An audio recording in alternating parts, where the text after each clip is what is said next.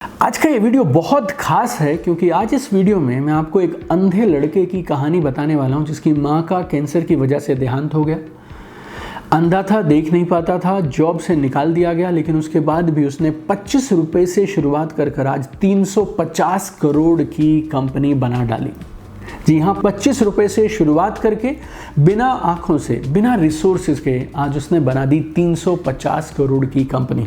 और ना सिर्फ उसने 350 करोड़ की कंपनी खड़ी की, बल्कि उसने 114 पैरा ओलंपिक्स, NAB और IBS से मेडल्स भी जीते हैं स्पोर्ट्स में। इसके अलावा 3 इंटरनेशनल और 18 नेशनल अवार्ड जीते हैं और 3 बार उनको राष्ट्रपति पुरस्कार से सम्मानित किया गया है। हम लोगों के पास ना जिंदगी में इतने सारे रिसोर्सेज हैं, लेकिन उसके बाद भी हम जिंदगी में शिकायतें करते हैं, कंप्लेंट करते रहते हैं कि हमारे पास ये नहीं है, वो नहीं है। पैसे होते तो कमाल कर देता, टाइम होता तो कमाल कर देता, डिग्री होती तो कमाल कर देता। कभी आप में से कुछ लोग बोलते हैं मेरी गोल सेटिंग ठीक नहीं है, किसी को लगता है मेरे पास मोटिवेशन नहीं है, किसी को लगता है मैं प्रोक्रेस्टिनेट करता हूं। दुनिया भर के बहाने हम बनाते हैं। मेरा आपसे वादा है, अगले 5 से 7 मिनट अगर आपको जो मैं बताने वाला हूं, इस कहानी को अगर आपने दिल से सुना, कानों से नहीं, अगर आपने इसे दिल से सुन लिया, तो उसके बाद जिंदगी में ना बहाने बनाओगे, ना किसी के बहाने सुनोगे और जिंदगी में आगे बढ़ते चले जाओगे।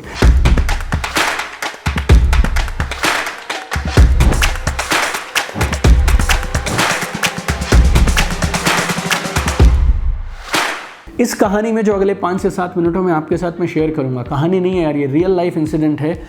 इस कहानी का जो हमारे मेन हीरो हैं, उनकी जो फिजिकल और फाइनेंशियल कंडीशन थी, 25 रुपए की जमा पूंजी, आंखों से अंधे हैं, देख नहीं सकते हैं। अगर वो इंसान 350 करोड़ तक पहुंच सकता है, तो मेरे दोस्त, आप जो आज इस वीडियो को देख रहे हो, आपकी 25 रुपए से बेहतर पोजीशन है और आपकी दोनों आंखें, तभी आप इस वीडियो को देख पा रहे हैं। अगर एक आदमी बिना आंखों के 25 रुपए के साथ 350 करोड़ पे पहुंच सकता है, मेरे दोस्त, आप आग लगा दोगे, आप क्रांति कर दोगे और आप एक अनस्टॉपेबल करियर ग्रोथ पे पहुंच जाओगे। ये मेरा प्रॉमिस है आपसे। लेकिन इस कहानी को फिर से बोलता हूँ, कानों से नहीं, दिल से सुनिएगा, पूरी बात को गौर से समझिएगा। कहानी की लास्ट में 4 कमाल की लर्निंग्स हैं जो आपके साथ मैं शेयर करूंगा, उनको भी समझिएगा।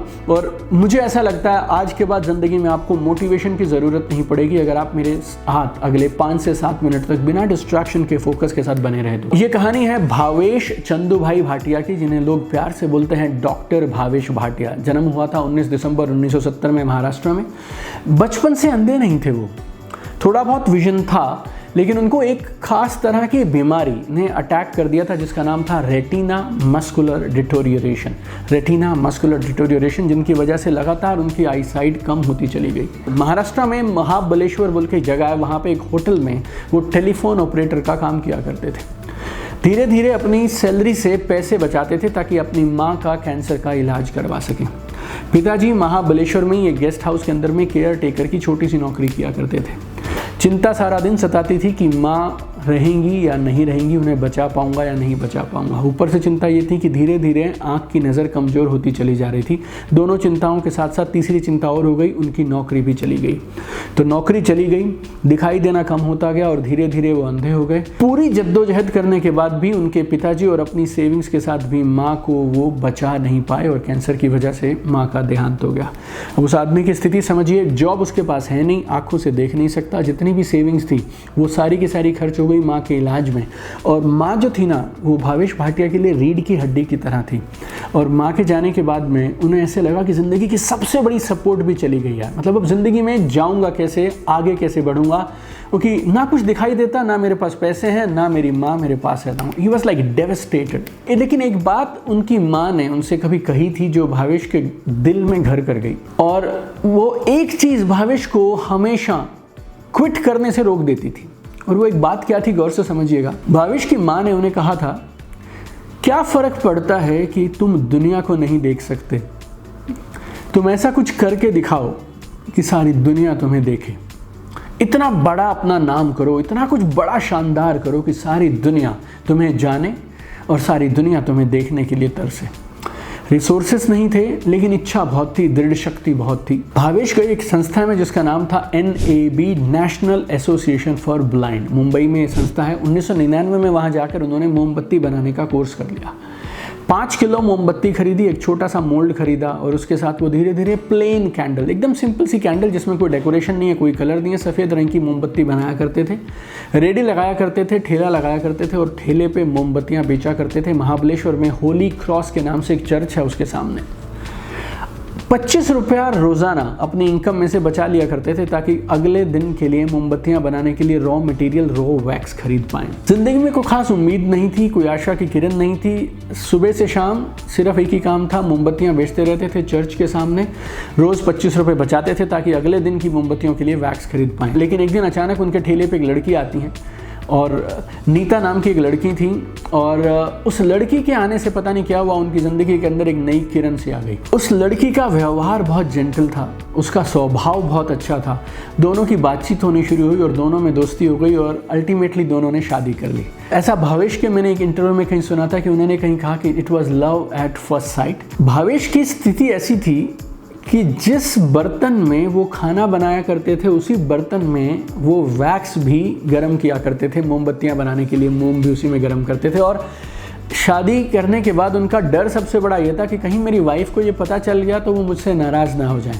लेकिन नीता बहुत मुस्कुराते हुए इन सारी चीज़ों से, इन मुश्किलों को धीरे धीरे हैंडल करती चली गई और फिर उन्होंने 2 व्हीलर खरीद लिया ताकि वो अलग अलग जगहों पर अपने हस्बैंड को ले जा सकें मोमबत्तियां बेचने के लिए। धीरे धीरे स्थिति सुधरने लगी, थोड़ा थोड़ा पैसा दोनों इकट्ठे करने लगे और दोनों ने मिलकर एक वैन खरीद लिया। नीता वैन चलाती थी, उनके पति उस वैन में बैठा करते थे, दोनों मिलकर पूरे शहर के अंदर में मोमबत्तियां बेचा करते थे। और जैसे जैसे काम आगे बढ़ने लगा ना, भावेश को लगता था कि क्यों ना प्रोफेशनल तरीके से अलग अलग तरह की मोमबत्तियां बनाई जाएं। लेकिन जब जब वो ऐसा सीखने के लिए जाया करते थे तो लोग उनका मजाक उड़ाकर उन्हें वापस भेज दिया करते कि तुम अंधे हो, देख तो तुम सकते नहीं हो, तुम्हें क्या डिज़ाइन सिखाएंगे, तुम्हें क्या कला सिखाएंगे, तुम जो कर लेते हो ये अपने लिए बहुत है, इसी का भगवान को शुक्रिया अदा करो और चुपचाप से ये प्लेन कैंडल बनाते जाओ, आगे बढ़ते चले जाओ।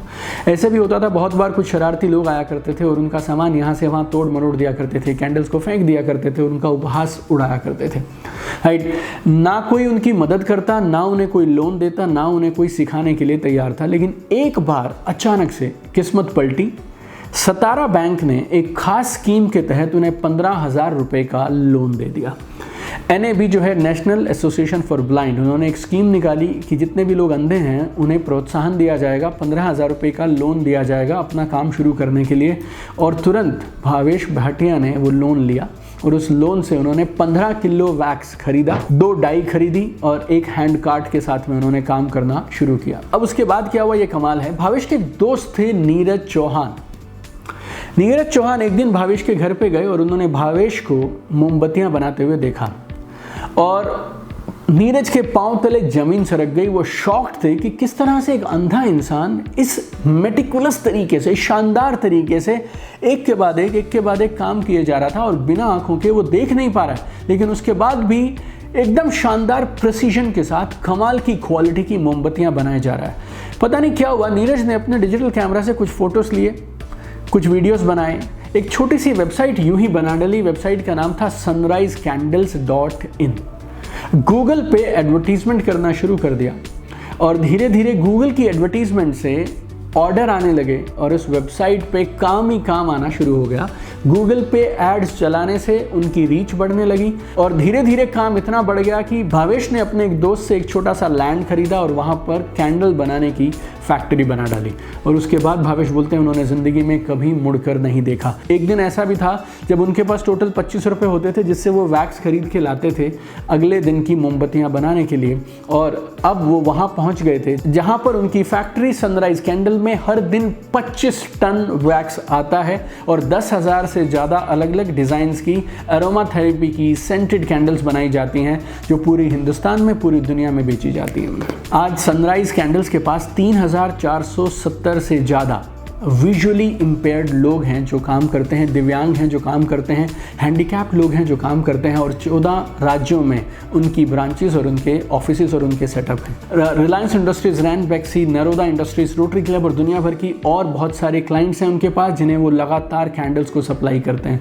भावेश ने एक खास तरह का स्किल डेवलपमेंट सेंटर भी बनाया है महाबलेश्वर के पास, जहाँ पर वो फिजिकली डिसेबल्ड लोगों को मोमबत्तियाँ बनाना सिखाते हैं और इस सेंटर का नाम उन्होंने रखा है वैक्स म्यूजियम मेड बाय है ब्लाइंड। और इस वैक्स म्यूजियम में सचिन तेंदुलकर, नरेंद्र मोदी, अमिताभ बच्चन और बहुत सारे अलग अलग सेलिब्रिटीज के स्टैचूज बनाए गए हैं और वो भी उन्हीं लोगों ने बनाए हैं जो ब्लाइंड हैं। और एक अपनी तरह का अनूठा सेंटर उन्होंने सेटअप किया है जहाँ पे अंधे लोगों के लिए, ब्लाइंड लोगों के लिए फ्री एजुकेशन है, फ्री स्किल डेवलपमेंट है, फ्री अकोमोडेशन है, फ्री फूड है और वो लोगों को अपने पाँव पे खड़ा करने के लिए रोज़ लगातार सिखाते चले जा रहे हैं। इसके अलावा भावेश ने बहुत सारी गेम्स में पार्टिसिपेट किया है। 114 से ज़्यादा मेडल्स हैं भावेश के पास। 3 इंटरनेशनल, 18 नेशनल पुरस्कार से उन्हें सम्मानित किया गया। 2014, 2016, 2019 में उन्हें राष्ट्रपति पुरस्कार से सम्मानित किया गया है। और जब मैं इस कहानी के बारे में सोचता हूँ, भावेश मेहता जैसे ग्रेट इंसान के बारे में सोचता हूँ, तो सच में रोंगटे खड़े हो जाते हैं और ऐसे लगता है कि जिन चीज़ों को हम बहाना बनाकर अपने आप को बड़ी कामयाबी से रोकते हैं और हमें ऐसा लगता है हम इसलिए नहीं कर पा रहे, उसलिए नहीं कर पा रहे, सच में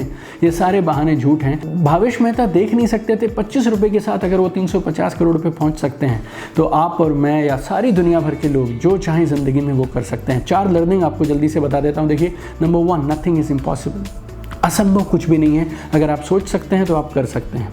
दूसरा, करने वाला जरिया ढूंढ लेता है, ना करने वाला बहाना ढूंढ लेता है। तो बहाने सिर्फ वो लोग बनाते हैं जो ज़िंदगी में करना नहीं चाहते हैं।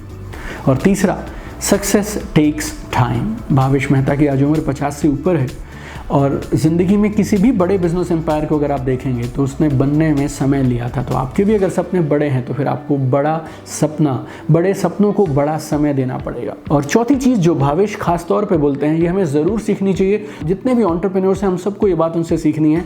भावेश बोलते हैं कि never think from your mind, think from your heart.